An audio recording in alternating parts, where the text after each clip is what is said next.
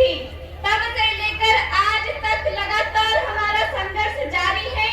और इस संघर्ष में मैं एक बात कहना चाहूंगी, हम तो नए युवा हैं, नई पीढ़ी के नए युवा हैं। हम 4-5 सालों से इस संघर्ष में शामिल हुए हैं और हम थक गए हैं, ऐसा लगता है।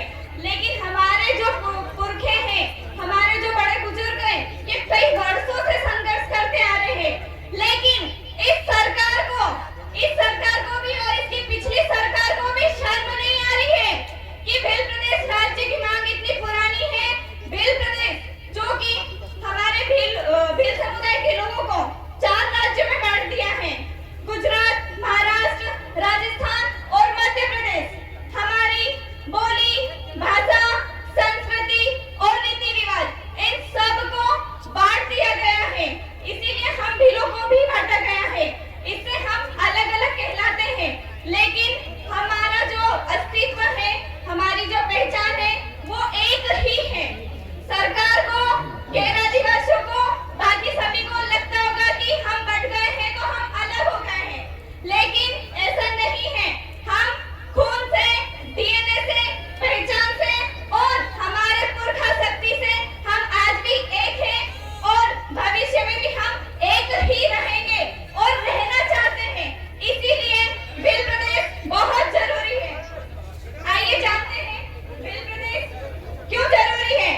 क्योंकि हमें चाहिए एकजुटता, हमें चाहिए एकजुट पहचान, हमें चाहिए अपना शासन अपने ही लोगों के द्वारा, हमें चाहिए संविधान की 5वीं अनुसूची पैसा अधिनियम पूरी तरह से उसका सख्त पालन हो, हमें चाहिए। और सबसे जरूरी है, हमें चाहिए सम्मान। इसीलिए भिल प्रदेश बहुत जरूरी है। और इसी के साथ मैं कहना चाहूंगी, भिल प्रदेश केवल एक जमीन का टुकड़ा नहीं है, भिल प्रदेश हमारा आत्मसम्मान है। और साथ में अंत में एक सवाल छोड़कर जाती हूँ मैं।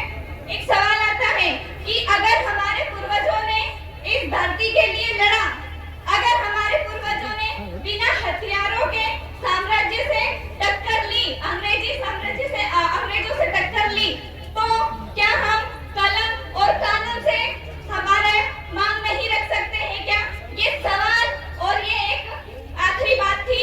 इसी के साथ में मैं एक नई लॉयर बनी हूँ, अभी तो मैं लॉयर ही कहूंगी अपने आप को, साथ में मैं वकील भी हूँ। तो वकील होने के नाते वकीलों का फर्ज बनता है कि हम धाराओं और अनुच्छेदों में ही बात करें तो ज्यादा बेहतर है। तो मैं ये कहना चाहती हूँ, हमें संविधान मिला 1950 में, तब से लेकर संविधान में कई अनुच्छेद हैं, जिसमें कि हमारे लिए भी कुछ अलग से प्रावधान किए गए हैं। बात यहाँ हम भिल प्रदेश की करते हैं, तो देखिए भिल प्रदेश के गठन की मांग कोई एरी गैरी नहीं है, या हम ऐसे ही नहीं उठ के बस भिल प्रदेश के झंडे लेकर निकल गए हैं। यह हमारे पूर्वजों की भी मांग थी और साथ ही ये संविधान में भी इसका प्रावधान किया गया है। अनुच्छेद 1 भारत राज्यों का संघ होगा, अनुच्छेद 2 कहता है कि दूसरे जो भारत से बाहर है उनको हमारे देश में शामिल करके राज्य बना सकते हैं। इसी के साथ में जो सबसे महत्वपूर्ण है और जिसके आधार पर हम मांग रख रहे हैं भिल प्रदेश की, तो वो है अनुच्छेद 3। अनुच्छेद 3 कहता है कि 2 अलग राज्यों को या उससे अधिक राज्यों को मिलाकर एक राज्य बना सकते हैं। साथ ही अलग अलग सीमाओं को मिलाकर भी एक राज्य बना सकते हैं और किसी भी सीमा का नाम परिवर्तन कर सकते हैं, किसी का नया नाम रख सकते हैं। तो ऐसा प्रावधान अनुच्छेद 3 में किया गया है। तो क्या हम कोई गलत मांग कर रहे हैं? भाई हम तो संविधान के दायरे में रहकर संवैधानिक ही मांग कर रहे हैं। तो मैं सरकार से कहना चाहूंगी, देश के जनप्रतिनिधियों से कहना चाहूंगी कि हमारी मांग संवैधानिक है, जो कि कानूनी तौर पर भी और संवैधानिक रूप से भी हमें मिलनी चाहिए। काफी समय हो गया है, अब हमें भिल प्रदेश चाहिए ही चाहिए।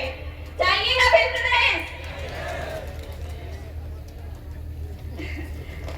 मेरे साथ नारा लगाइए, जय जोहर का नारा है, भारत देश हमारा है। जय जोहर का नारा है, भारत देश हमारा है।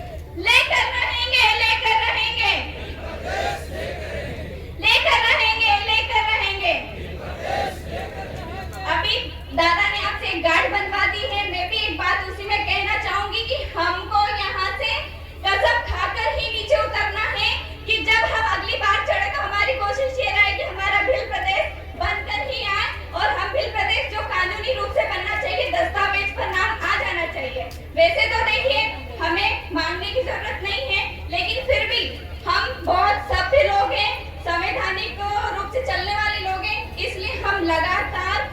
शांतिपूर्व मांग कर